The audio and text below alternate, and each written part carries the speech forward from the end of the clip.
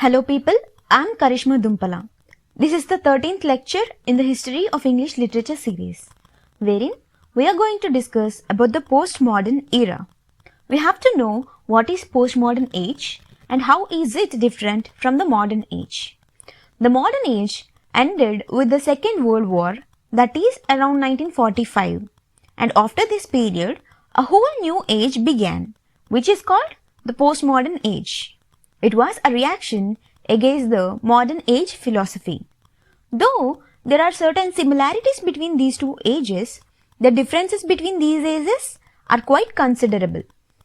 With the Second World War, Britain lost its power and America emerged as new power in the world. The shift of power created anguish in the people of Britain, and this is presented in the works of many writers like the writers who belonged to the group of angry young men. They had a feeling that they have lost all that they had, and their feeling is represented in their works. There is another important thing called the Cold War, which happened in the postmodern era. Before postmodern era, everything that happened is like real life battles and face-to-face wars. But after the world wars, which led to devastating effects on cities like Hiroshima and Nagasaki in Japan, these devastating effects led to Cold War between many countries. The end of modernism gave importance to two different things, which are called postmodernism and post-colonialism. We have discussed in the lecture on modernism, where I have told you guys that modernism is a period that is marked by colonial wars. And in the postmodern era, that is after 1945, most of the countries which were colonized got their freedom from their colonial rulers.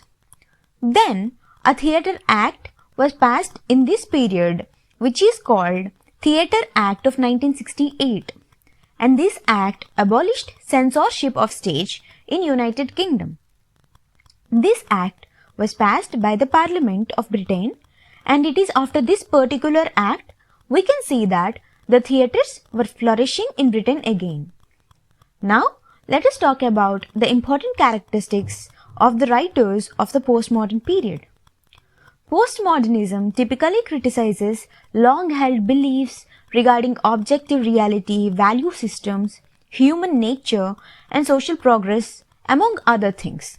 In cinema, postmodernism brought with it darker kinds of films that viewed the world with a hint of detached irony. Postmodern movies aim to subvert highly regarded expectations, which can be in the form of blending genres or messing with the narrative nature of a film.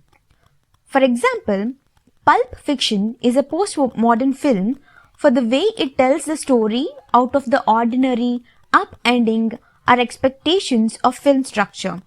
Naturally, postmodern cinema is more complex than having a non-linear story, and we'll get into that in a moment.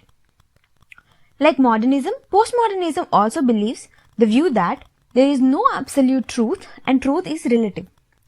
Postmodernism asserts that truth is not mirrored in human understanding of it, but is rather constructed as the mind tries to understand its own personal reality. So, facts and falsehood are interchangeable. For example, in classical work such as King Oedipus, there is only one truth, that is, obey your fate. In contrast to classical work in postmodern age such as Waiting for Godot, there is no such thing as absolute truth. All the things are relative here. So there are particular features of the postmodern literature which we are going to discuss now. The first feature is pastiche. It is related to postmodern intertextuality. Pastiche means to combine or to paste together multiple elements. In postmodernist literature, many postmodern authors combined or pasted elements of previous genres and styles of literature to create a new narrative voice, or to comment on the writings of their contemporaries. The second feature is intertextuality. Intertextuality is the shaping of text's meaning by other texts. That is, the meaning of this text is dependent on the meaning of other texts which were written previously. It can include an author's borrowing and transformation of a prior text or to a reader's referencing of one text in reading another text. The term intertextuality has itself been borrowed and transformed many times since it was first coined by post-structuralist Julia Kristeva in 1966. An important element of postmodernism is its acknowledgement of previous literary works. The intertextuality of certain works of postmodern fiction means the relationship between one text, a novel for example, and another, or one text with the interwoven fabric of literary history. Now, let us look at metafiction. Many postmodern authors feature metafiction in their writing, which essentially is writing about writing, an attempt to make the reader aware of its fictionality and sometimes the presence of author. That is, the readers, whenever they are reading a fiction, they are always made aware of that they are just reading a fiction, that they are not in reality, okay? Authors sometimes use this technique to allow for sudden shifts in narrative, impossible jumps in time, or to maintain emotional distance as a narrator.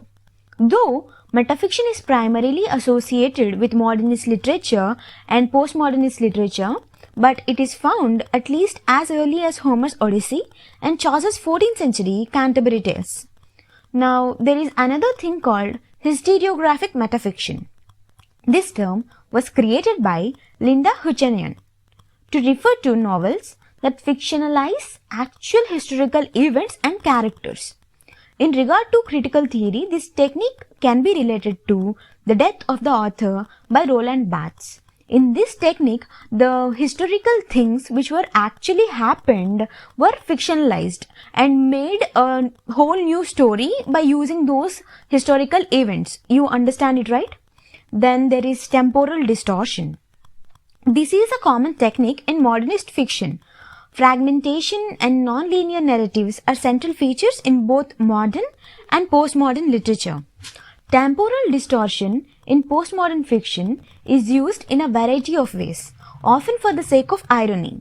In this literary feature, the author may jump forwards or backwards in time, or there may be cultural and historical references that do not fit. Then there is technoculture and hyperreality. In his essay of the same name, Fredric Jameson called postmodernism the cultural logic of late capitalism. According to his logic, society has moved beyond capitalism into the information age, in which we are constantly bombarded with advertisements, videos, and product placement. Many postmodern authors reflect this in their work by inventing products that mirror actual advertisements, or by placing their characters in situations in which they cannot escape technology. Okay? Then there is paranoia. Paranoia is a belief that there is an ordering system behind the chaos of the world. Is another recurring postmodern theme. For the postmodernist, no ordering system exists. So, a search for order is fruitless and absurd. Then there is magical realism. Arguably, the most important postmodern technique. Magical realism is the introduction of fantastic or impossible elements into a narrative that it seems real or normal. Magical realist novels may include dreams taking place during normal life, the return of previously deceased characters, extremely complicated plots, wild shifts in time, and myths and fairy tales becoming part of the narrative. Many critics argue that magical realism has its roots in the work of Luis Borges and Gabriel Marquez, two South American writers, and somehow classified it as a Latin American style. Luis Borges, Historia Universal de la Infamia, regarded by many as the first work of magical realism. Apart from this, Colombian novelist Gabriel Garcia Marquez, 100 Years of Solitude, Salman Rushdie's Midnight Children, and Elizabeth Graver's The Morning Door are some examples of magic realism. And before leaving, I would like to mention about the video lectures and the test series we are providing. The video lectures covering the syllabus will be made available for you here on YouTube and also the Global Online University app.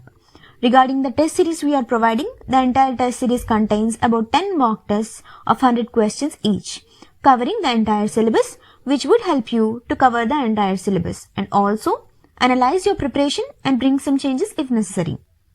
We are bringing the test series at affordable prices. The entire series containing 10 mock tests costs around 999 rupees for 6 months. To enroll, download the Global Online University app from the Play Store and select the category English. For further details, contact us on the numbers that are being displayed. I hope you understand whatever we have discussed in this video, and if you did, please do like, share, comment and subscribe. Thank you. Signing off, Karishma Dumpala.